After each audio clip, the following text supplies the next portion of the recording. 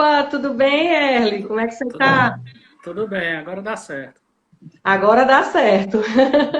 Já tem alguns analistas aí do IDT, viu, Ciro, Mauricélio, tem algumas pessoas aí já para escutar aqui um pouco a nossa conversa, Tá tá? certo. Vamos conversar, na realidade é um bate-papo, né, sobre essa questão do mercado de trabalho diante desse quadro da pandemia, mas inicialmente eu gostaria de agradecer, né, a oportunidade de estar aqui conversando com você. O presidente Ricardo Coimbra, inclusive, está na sala já aí conosco.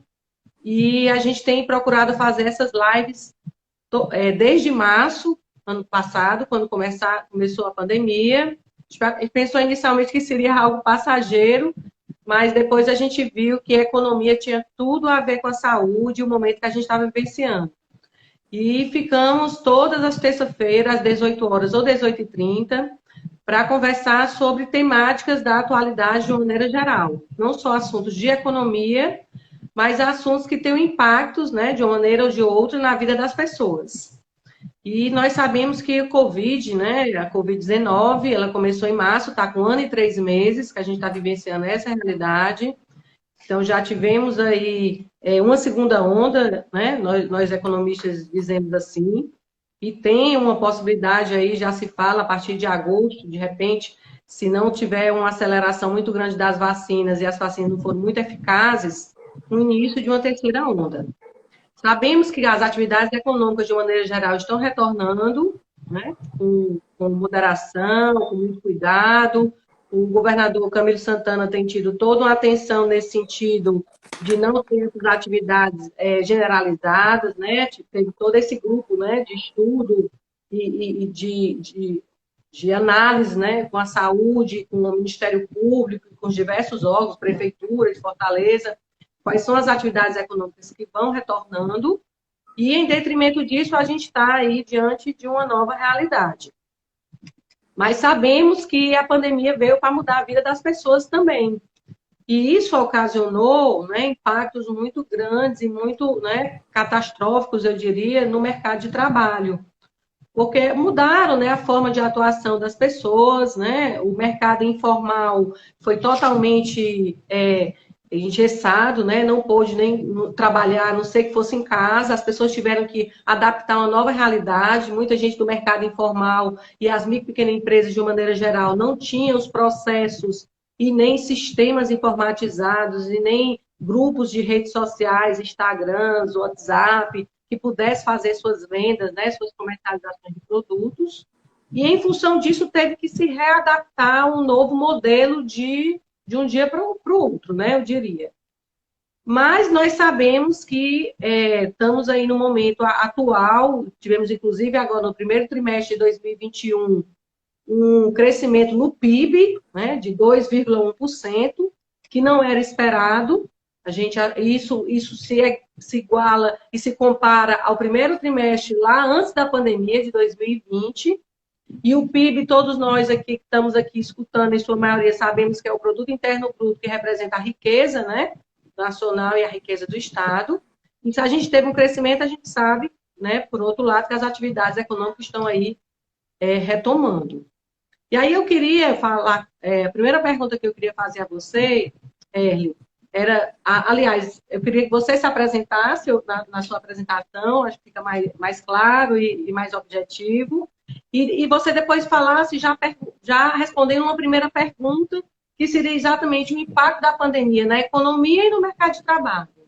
Qual é a sua visão diante desse quadro que a gente está vivenciando? Boa noite, Desirê. Muito obrigado pela oportunidade. Eu agradeço o Conselho de Economia por abrir essa porta para a gente discutir um tema que é tão pertinente no dia a dia, especialmente nesse contexto de pandemia, né? O mercado de trabalho realmente ele foi muito impactado diante da crise sanitária, né? Infelizmente, nós sabemos, né, que independente das diferenças políticas e ideológicas, a gente sabe que é muito caro para a economia e para os atores sociais não existir falta de cooperação e de coordenação entre os atores, então realmente a gente verificou que essa pandemia, muitas medidas tiveram que ser tomadas para conter a crise sanitária, E políticas anticíclicas, só muito tardiamente elas foram adotadas, né? Então, realmente, esse descompasso da crise sanitária e medidas de apoio a boa parte dos segmentos da população, principalmente o segmento que vive na informalidade, que vive do trabalho, sofreu mais duramente nesse contexto, né? Realmente, nós tivemos um cenário que mais de 350 mil postos de trabalho foram fechados entre o primeiro trimestre de 2020 e o último trimestre do ano. Então, realmente, um número muito significativo de postos de trabalho fechados. A maioria desses postos de trabalho atingiram o setor informal da economia, aqueles trabalhadores que realmente constituem diariamente, né, a sua jornada de trabalho, aquela diarista que vai para os domicílios. O emprego doméstico, por exemplo, caiu mais de 60%, porque realmente, diante do contexto que era necessário, né, o maior isolamento, esse tipo de demanda caiu muito significativamente. Então, esse impacto ele foi muito forte. Os dados que nós levantamos recentemente mostram que, passado esse período mais agudo da pandemia, né, aquela crise mais inicial, boa parte do movimento da economia ela voltou, com os setores se restabelecendo, que mostra que realmente, se a gente tivesse tido uma maior cooperação e coordenação, a gente teria minimizado os impactos, né, tanto na questão da letalidade da doença, quanto também do desemprego. O Erle, ele é doutor em Sociologia e Pesquisa em Políticas Sociais e do Trabalho, do IDT, que é o Instituto de Desenvolvimento do Trabalho. O IDT tem uma importância muito grande nesse processo, né? Porque é uma referência e um órgão de pesquisa.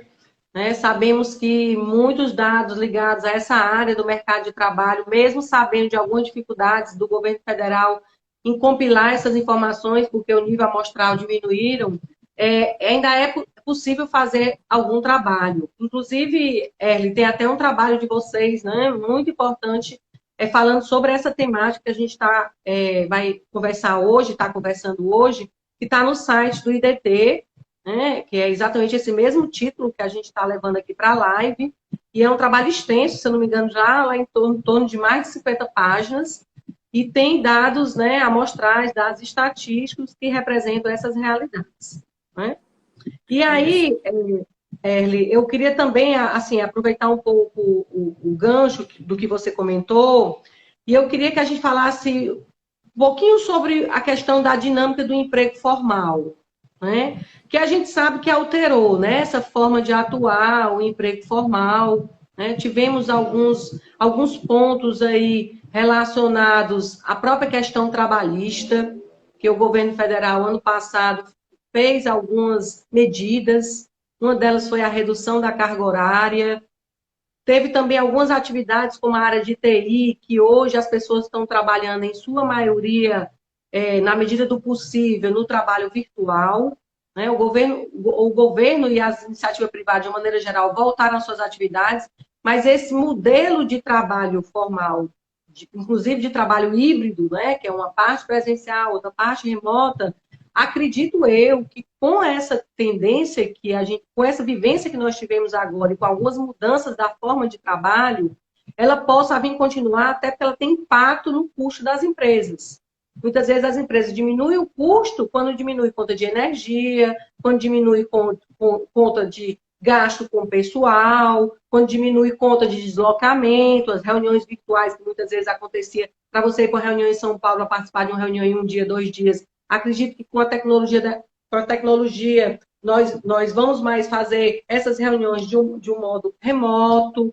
Então, eu queria que você falasse um pouquinho dessa questão do emprego formal. Qual é o seu ponto de vista? O que é que você acha?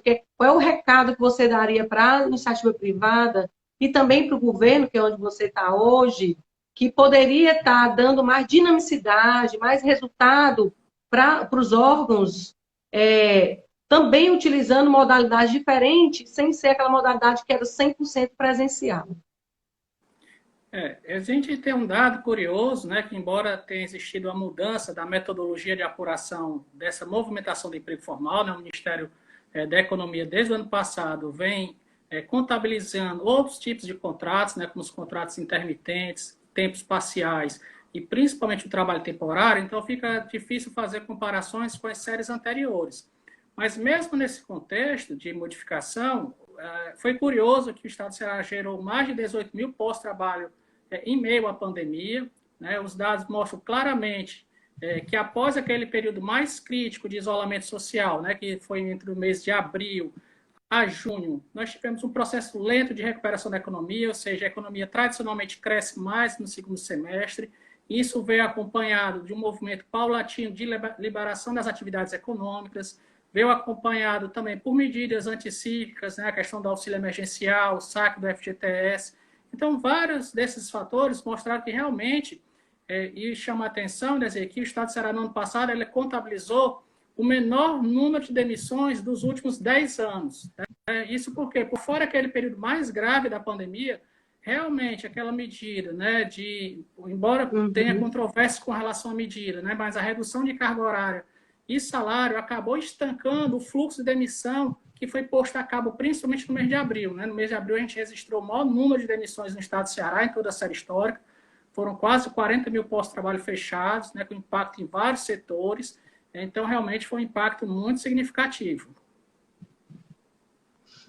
A Érica Domingos está fazendo uma pergunta aqui, que ela começou a trabalhar numa empresa e a empresa demitiu ela depois de 4 dias. E o motivo alegado foi timidez. Como você enxerga um motivo desse com 4 dias de experiência de um trabalho de uma pessoa? É bem complicado, né? A gente sabe que, de imediato, né, as empresas devem fazer o registro dos trabalhadores e embora muitas vezes tenham contratos de experiência, mas realmente avaliar essa questão junto com o empregador, né? Ou seja, é uma postura muitas vezes muito controversa, né? Assim, não dá 4 dias, não dá para você aprender muitas vezes as normas da empresa, ele está se ambientando. Então, é um período muito curto para um tipo de medida tão drástica como essa, né? Érica, o recado que nós, assim, do Corecon, poderíamos dar, assim, para você, é que eu diria até que esse emprego não era para você. Se com 4 dias a empresa detectou uma característica, poderia ser sua, poderia não ser, é uma percepção ainda muito pequena. Então, abra seu coração, vá atrás de outra oportunidade. O IDT tem aí cadastros que são feitos, né? Acho que depois você poderia explicar um pouco como é que o empregador que está desempregado pode acessar a fazer um cadastro pelo IDT para ser chamado para uma possível entrevista, uma possível contratação. Eu acho que você poderia falar um pouco sobre isso, né, Erly? Pegar esse gancho aí. A Érica e todos que estão assistindo podem acessar o site idt.org.br, que todos os serviços, seja para dar entrada no seguro-desemprego, né? Porque embora ela tenha 4 dias, né? Se ela tiver tido um histórico passado, pode ser que ela tenha alguma parcela a receber de seguro-desemprego, há um atendimento também remoto. Então, o trabalho atualmente ele está sendo por atendimento agendado ou via sistemas online, né? Exatamente para diminuir o fluxo de trabalhadores nas unidades, né? O quadro da pandemia ainda é muito grave, né? A gente realmente teve um arrefecimento, mas ainda exige maior cautela. Então, todo trabalhador pode consultar as vagas ou acessar qualquer um dos serviços de forma online pelo site idt.org.br. Ok. Erly, a gente tem uma realidade assim também da economia, né? Já que a gente está falando aqui, olhando esse lado da economia, os impactos no mercado de trabalho, nós sabemos que alguns pontos estão apontando que a economia está tendo a sua retomada. Existe, inclusive, alguns economistas que defendem um crescimento de 4%. Né? O ministro da Economia, ele fala já em torno de 5%. E isso por quê? Porque, na realidade, a gente tem alguns fatores que levam a acreditar nesse cenário. Né? Do lado da oferta, a gente pode dizer que há um aumento do setor de serviços. Né? O setor de serviços é um segmento que ele emprega uma quantia, né, um quantitativo de pessoas, e tem também, pelo lado da oferta, uma aceitação também e um aumento da agropecuária, que é uma atividade, né, econômica que, por conta do aumento do câmbio e aumento das exportações, a agropecuária também retomou suas atividades e está aí mostrando o seu resultado. Mas, por outro lado, pelo lado da demanda, a gente também teve alguns aumentos, né? Assim, crescimento dos investimentos, principalmente investimentos voltados para que área? Construção civil, porque a construção civil, nesses últimos 12 meses, nós tivemos um boom no setor imobiliário. E aí, eu queria que você falasse um pouquinho dessas atividades, né? Principalmente, assim, serviços, né? O empreendedor que está disposto aí a ter, né, um primeiro negócio ou para ampliar o seu negócio, e também o ramo da construção civil, já que foi falado e constatado já por vários estudiosos que aumentaram esses investimentos, principalmente no ramo imobiliário. Você acha que isso favorece as pessoas a tomarem alguma decisão nesse sentido?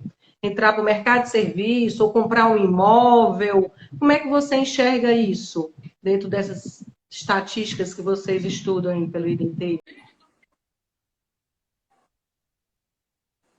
Pronto. Talvez a internet, para quem acredita que tudo vai ser a Mas não internet, tem às vezes problema falha, não. né? Vamos só tentar responder aqui uma pergunta do Valdir. O Valdir perguntou: tive meu seguro-desemprego negado, o que fazer? Bem, Valdir, você pode baixar e consultar só pelo CTPS Digital, né? O aplicativo CTPS Digital, ver se consegue fazer esse procedimento nesse aplicativo, o carteira de trabalho digital. Caso não seja possível, pode entrar no site do IDT, idt.org.br, que lá vai ter um chatbot que vai ajudar você a resolver esse problema do que houve, né, para ter essa negativa do benefício. Ok.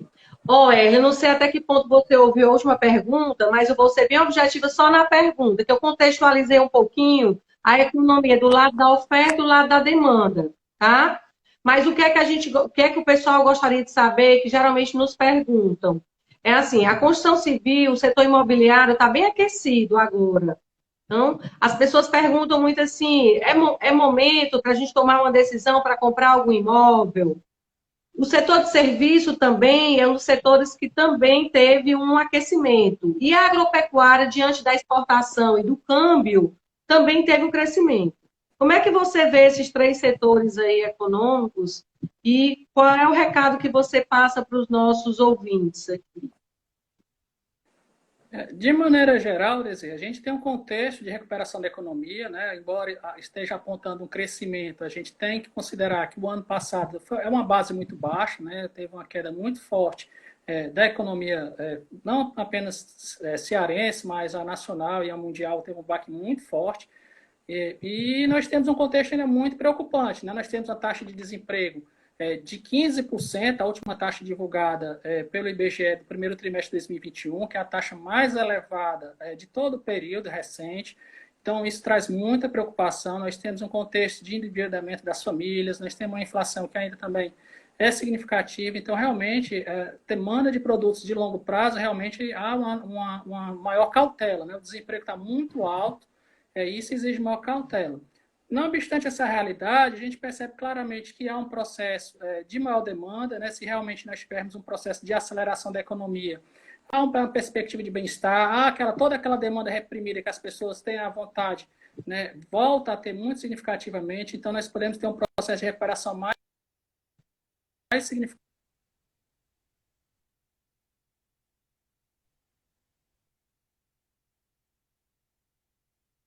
O desempenho de combate à crise sanitária, né? Então a gente pode ter uma perspectiva mais favorável, apesar dos fatores ainda serem muito adversos. Certo. Com relação à questão salarial de algumas atividades, você vê que houve alguma repercussão no salário? Tem algum segmento que as pessoas poderiam hoje estar se capacitando? Que a gente sabe que, na verdade, salário tem muito a ver com competência, né? Com habilidade, com atitude. e nessa pesquisa que vocês fizeram também retrata algumas realidades. O que é que você pode falar relacionado a isso? Nós temos uma realidade geral, né, embora o processo de elevação da escolaridade no nosso estado, em termos de Nordeste, a gente tem uma disparidade regional muito grande em termos de salário. Né? O Ceará, historicamente, ele sempre está nas últimas posições, quase 70% da nossa força de trabalho, que foi admitida nos últimos anos, mal tem um salário que passe R$ 2.600, o que é um salário muito baixo. Então, realmente, é um dado muito preocupante. Né? Isso sem contar com outras formas de trabalho que tem despontado, como esse contrato de trabalho intermitente, onde os trabalhadores eles não têm uma previsibilidade de quanto vai ter ao final do mês, né? Ou seja, os trabalhadores não sabem a jornada que vão ter, qual rendimento vai ser oferido. Então, a gente tem um dado muito preocupante. Né? Apesar disso, o estudo ele também tem apontado uma realidade que é bastante conhecida. Cada vez mais que os trabalhadores conseguem alcançar níveis mais elevados de escolaridade, esse rendimento cresce. Trabalhadores, por exemplo, pós-graduado, têm um rendimento médio de 3 a 4 vezes mais elevado que um trabalhador de escolaridade mediana. Então, mostra que realmente a escolarização, embora ela não garanta mais por si só, é um posto de trabalho, mas ela é fundamental para que os trabalhadores consigam ter o acesso ao mercado de trabalho e consigam aí, ter um maior padrão de renda. Então, quer dizer, o recado que a gente pode dar aqui é que capacitação profissional, capacitação de nível superior, ou um tecnólogo, ou um curso de graduação, ele vai possibilitar você galgar melhores oportunidades de trabalho. Isso porque o mercado está precisando de pessoas mais qualificadas, pessoas mais especialistas, pessoas que tenham um conhecimento de uma forma mais técnica, e para isso você precisa realmente ter título. Inclusive certificações, né? A gente procura sempre falar quando a gente fala sobre essa questão da capacitação, que não é só a capacitação de uma graduação, né? De um mestrado, tudo é importante. Mas, assim, às vezes você vai ser gerente de projeto, então fazer uma certificação junto a um PMI, que é uma instituição credenciada para isso, é importante. Você ser certificado na área da qualidade, você fazer uma certificação específica para isso, né? Certificação na área da engenharia. Então, vários segmentos aí, existem certificações com institutos, empresas, que lhe dão todo o know-how e que o mercado enxerga que aquela pessoa tem aquela expertise naquela área. Né? E aí, eu queria falar um pouco também agora, Erly, sobre a questão da subocupação. Né? Falamos um pouco sobre o mercado formal, falamos sobre o mercado informal, e há também essa modalidade de subocupação, que é exatamente as pessoas que estão à margem, né, dos, que eu diria, né, das oportunidades, e estão à margem também do perfil de exclusão. Então, como é que você estuda e o que é que vocês veem sobre essa questão da subocupação? O Erly passou uma mensagem dizendo que está tendo um problema lá na rede da internet do prédio que ele mora e dos dados móveis também não está conseguindo acessar. Então, eu gostaria de agradecer aí a presença de todos, em especial todos os servidores do IDT que estiveram conosco aqui participando da live. E aí eu vou combinar com o Erly para a gente fazer numa nova data, tá? E obrigada mesmo de coração a todos. E na próxima terça-feira, nós vamos fazer uma live no dia 6 de julho, às 18 horas, sobre educação financeira no ensino, realidade brasileira e americana.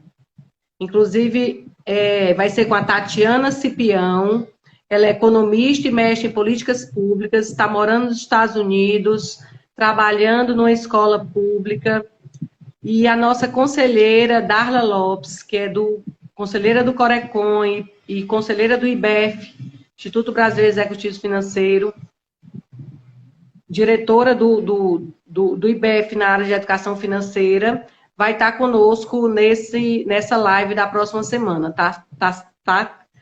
Tatiana Cipião e Darla Lopes, educação financeira. Não deixem de participar.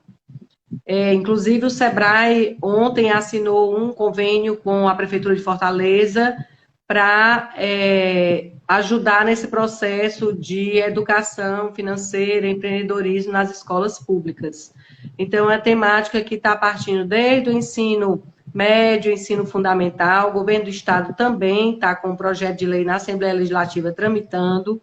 Então, é um assunto de muito interesse, tanto nosso, do Corecon, que somos economistas, como também de toda a sociedade, em saber o que é que a gente pode fazer para melhorar o nível de qualificação das pessoas desde a fase infantil até a fase adulta. Então, contamos com a presença de todos. Até a próxima terça, às 18 horas. Vai ser pelo Instagram do Corecon CE. Obrigada e boa noite.